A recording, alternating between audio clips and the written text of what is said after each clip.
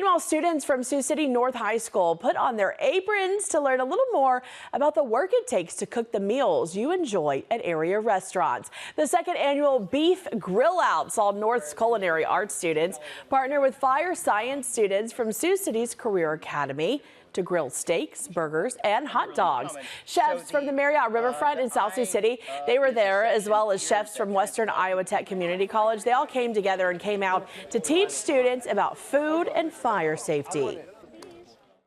I went to North High. I graduated in 2019. I've always been pretty local when it comes to education and my career, so it's been nice to come back and give back to the high schools and the downtown curriculum.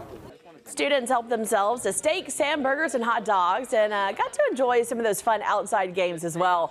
Family and consumer sciences teacher Kelsey Miller, she heads the North High Pro Start program, which is a 2-year culinary arts program that teaches high school students skills in the restaurant and food service industry. She says these skills students learn today can really just save them money down the road.